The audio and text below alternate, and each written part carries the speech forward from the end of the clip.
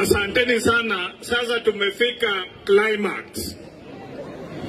Kama nyinyi uliojua iko matatizo Kenya, na ndi amani iwe kwa Jamhuri ya Kenya, negotiation iwe, tunaomba Zakayo akae kando, ndio ile level playing ground ya negotiation iwe sawa sawa. Hakuna negotiation itaweza kuwa na Zakayo aitwae Ruto ako kwa ofisi.